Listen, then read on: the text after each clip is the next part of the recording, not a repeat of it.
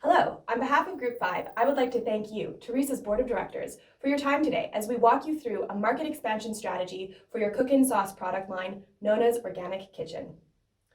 Nona's Organic Kitchen produces and distributes a range of Italian cooking sauces. They are organic, vegan, and sustainably produced here in the UK at a carbon-neutral manufacturer. Nona's has been growing significantly in the past few years, with annual revenue for 2019 at £15 million, with 30% of this coming from Western European countries. But with Brexit looming, now is the time to expand the business further afield. UK businesses will no longer benefit from the EU's single market, which complicates import and export processes, increasing costs and requiring additional documentation and licenses. Brexit will significantly impact the business, especially in the event of a hard Brexit, which would involve leaving the EU without a trade deal. Therefore, it's important for Nona's to set up a strategy to mitigate the negative impacts of this. There are several issues which will affect Nona's.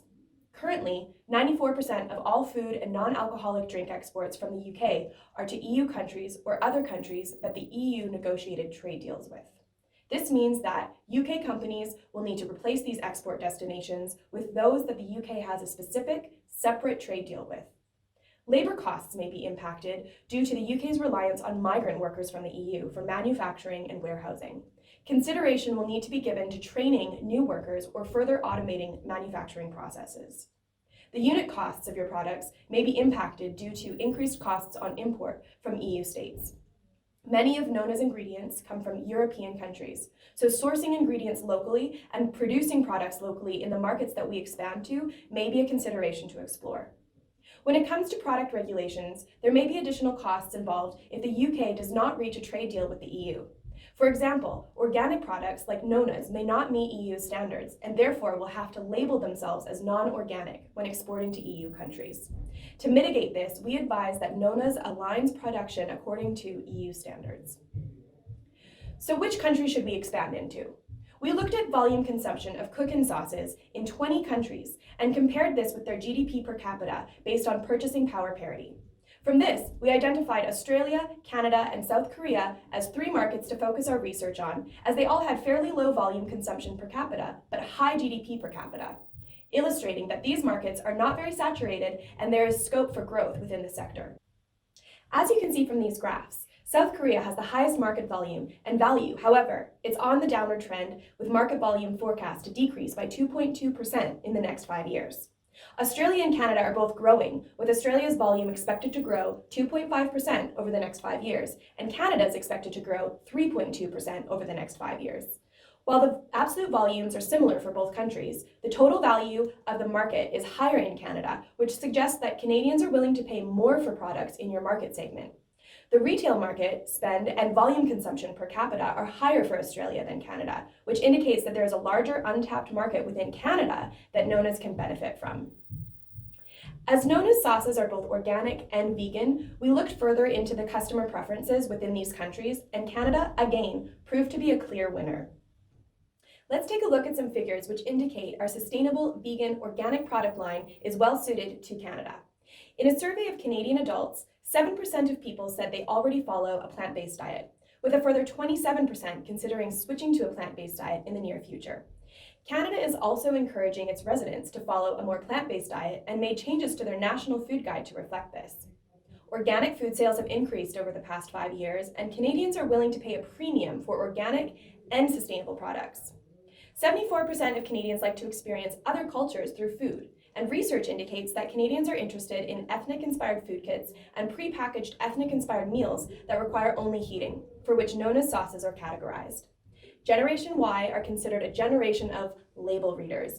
They are health-conscious and hyper-aware consumers who pay attention to what they feed themselves and their families. Now that we know a bit about Canadian consumer preferences, let's take a look at the macroeconomic climate in Canada. The Canadian government is committed to maintaining a high level of living standards and low unemployment for its citizens.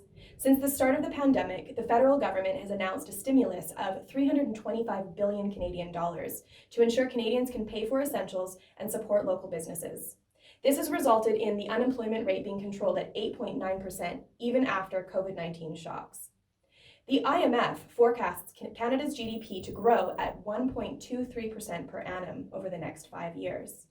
and from 2017 to 2019, the Bank of Canada gradually increased base rates to 1.75%. As a result, the inflation rate was 0.7% in 2019. However, this year the base rate was reduced to 0.25% per annum in response to the COVID-19 crisis to boost liquidity in the market and stimulate consumer spending. The Bank of Canada has enacted monetary policy measures which ensured the Canadian dollar has remained relatively stable since 2017. All these factors make the Canadian economy one of the most balanced in the world. Now I'll hand it over to Jay, who's going to walk you through the Canadian cooking sauce sector. Thanks, Kaylee. Now let's have a look at cooking sauces sector in Canada. While sales in volume grew at CAGR of 5.07% from 2015 to 2019, GDP grew at the rate of 1.70% per annum. This trend indicates that demand for the product and sales volume shall grow significantly faster than growth in GDP. The cooking sauces segment market is growing faster than the economy. 60% of Canadians have less than 1 to 2 hours a day for themselves, and more than 2 in 3 Canadians feel overstressed at least a couple of times a week. Despite leading busy lives, 96% of Canadians recognize the importance of taking time for themselves to relax, and yet can't find time to do it, creating a disconnect. People don't have time. They want quick, convenient meals. Time is money. They would rather spend money on pre-made sauces than spend time cooking from scratch. And elasticity for products in this sector is minus 3.47, which means for every 1% drop in prices, sales volume will increase by 3.47%. While majority of products in segment go for value proposition, known as vegan and organic sauces are niche products, which are lactose-free and sustainable. The target market is health conscious and ethically motivated customers who are high earners, which makes them less responsive to price changes.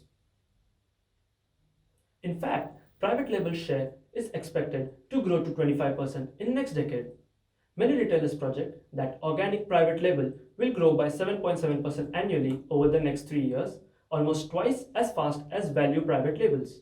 Sonona's products, being niche, experience even a faster growth in sales with GDP growth rate as compared to other products from the segment. The Mintel Market Report predicts the sales volume in this sector to grow at CAGR 4.84% per annum, while prices to drop at 0.8% per annum over next 5 years. However, we have already seen that demand for the product is very elastic. We see a further potential for volume growth in this sector. If more people prefer shifting to vegan and organic product, value producers will further cut prices to retain customers and increase consumption and gain more market share.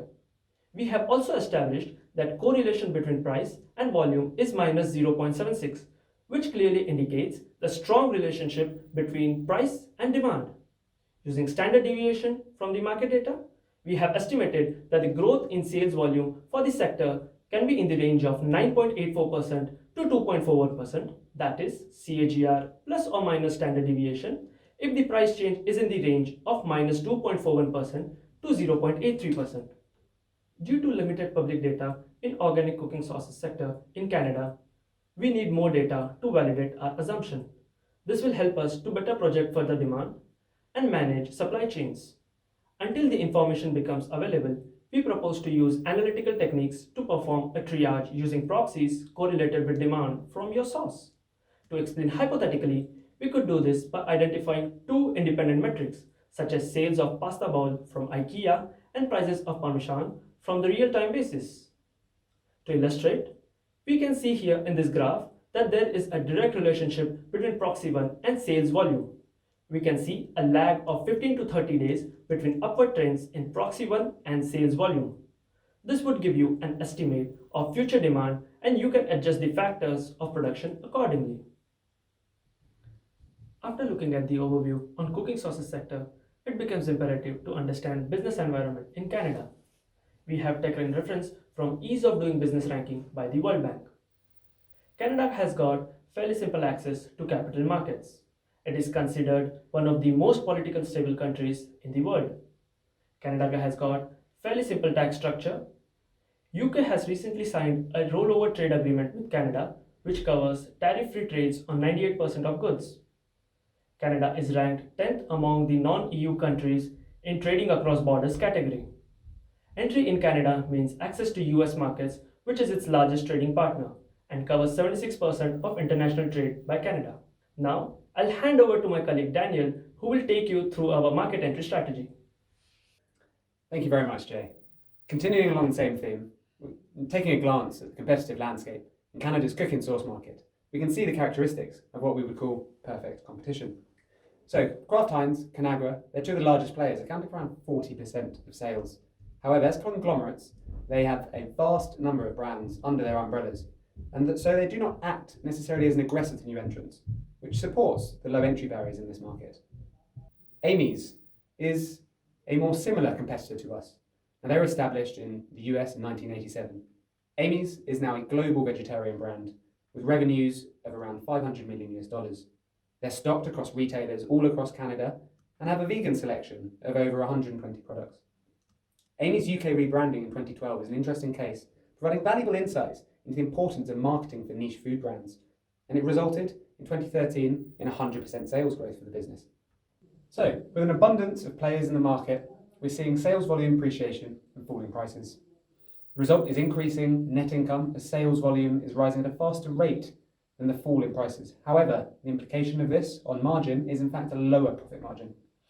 Given Nonna's operates in a niche segment of the market with lower price elasticity of demand, we would advise holding prices as stable as possible and slowly inflating volume to maintain the brand value but balance the economic laws at play.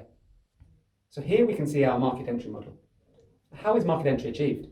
Well, through maintaining the UK production base up in Nottingham and taking advantage of no tariffs on pasta sauce sales from the UK to Canada. We would advise partnering with a distributor in Canada who can get these products not only into stores but on the shelves in prime positions. Additionally, hiring a local marketing agency to support the UK-based team. These would be with the objective of leveraging local knowledge and reducing entry risks into Canada. But how easy would this be? Well, of course, Nonna's would have to pitch to distributors. However, this should not be too much of a problem, given the historic success in both the UK and Western European market. In addition, setting up a Canadian dollar account with the current bank HSBC would facilitate ease of transfers cross-border. By shipping the product directly and tariff-free to Canada, partnering with distributors, Nonna minimises the risk of failure by utilising local market knowledge and network of Planet Foods, who are specialists in organic foods. But to align with a focus on brand and developing consumer awareness of the product, hiring crew marketing partners who focus on foodstuffs will again increase our chances of success. So taking a look again at the business model, there are notable domestic flows, including SG&A, payments to suppliers that are in Great British pounds, and the manufacturing costs, also in the local British currency. But more importantly, it will introduce FX risks through dealing in Canadian dollars. As you can see, the distributors will pay into the UK in Canadian dollars into a Canadian dollar denominated account at HSBC. Some of these funds can be redirected to pay the marketing agency, again located in Canada. This would minimise the need to change Canadian dollars into Great British pounds. And the balance, that would likely be exchanged back into Great British pounds. Undoubtedly, venturing into Canada will expose Nonna's to foreign exchange volatility risk due to the Canadian dollar payments. Additionally, there is the cash management risk of payment timing. So we anticipate that the distributor will be reliable in adhering to 45-day payment terms. Nevertheless, we advise in building the assumption of 60-day payment terms. This is particularly relevant given the use of received Canadian dollars to then pay the marketing agency in Canada again in Canadian dollars. Our solution to the overarching FX exposure is to maintain a bit of flexibility in exchange timing through transferring funds into Great British pounds using spot rates when required. However, we do advise that Nonna's also enter into monthly forward contracts on a 12-month rolling basis in order to hedge any potential swings in what is sometimes a moderately volatile Canadian dollar to Great British pound exchange rate. So, as you can see, Canada provides a fantastic opportunity for Nonna's to diversify away from Europe with the imminent Brexit risks and to really pursue their international growth strategy. We hope you enjoyed the presentation, and please stick with us now for a few questions. Thank you.